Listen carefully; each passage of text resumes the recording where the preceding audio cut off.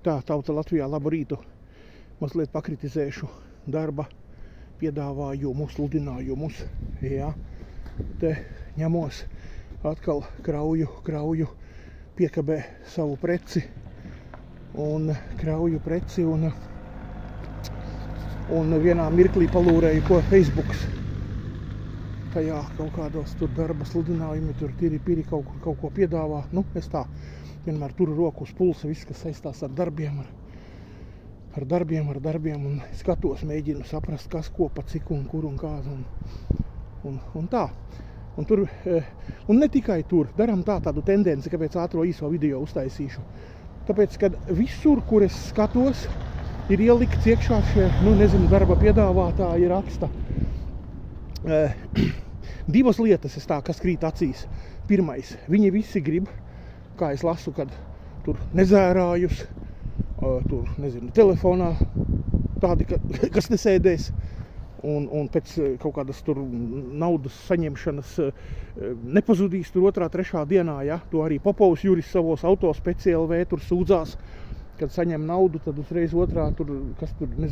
pirmdienas rītā jau ceļi sāp, kājas sāp, un kas tur kam ko sāpot, saprotiet, pēdiņās, ja? Tad visi dzer, nodzerās, un neviens nav normāls strādātājs. Tauta Latvijā, es šodien visur arī, šodien, kāpēc man tāda skrobīte parāva, ieraksta 1500 eiro, jeb sākot ar 1500 eiro. Paklausieties, es nedzērājs, nepīpētājs, ja? Močiju ar saviem Milwaukee dārgajiem instrumentiem, ir mašīna, ir piekabe, ir viss darba apģērbs, kā redziet, ja? Visas lietas, esmu noekipējies, ja? Nepalēto, kā saka, ja? Reka, kur tad kājas, viss ir visādi Helly Hanseni un Milwaukee keponi, un var sakot, gatavs strādāt, plosīties, ņemties, darīties, ja? Bet zēni, ja 100 eiro dienā nav skaidrā nauda, ja? Kā lai pasaka, davai savādāk, ja 100 eiro dienā man nepaliek, bez degvielas, degviela ir čiriks vēl, ja? Tātad, ja 110 eiro, un ja darbs Jūrmalā, tad caurlaidīte vēl 5 eiro jāpērk. Nesen man te bija, kad klientiņš visu apgādāja. 5 pa caurlaidi, 10 pa degvielu, jā, un 100 pa darbu, un viss notiek, jā. Un tad ir motivācija, jo šobrīd visi, kas piedāvā kaut ko ar 1000, vienalga 1000, 100, 200, 300, 500, jā, un tad kaut ko piedzējo klāt, ka var būt tur, kas kaut ko būs vairāk vai ko, jā. Es vispār tādus sludinājumus neizskatu.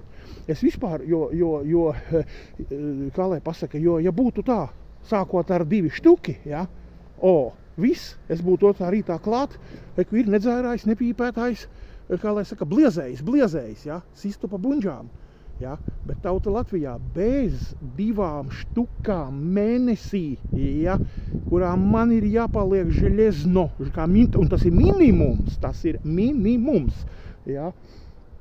Ja šādi man nepaliek, tad ejiet, strādājiet paši.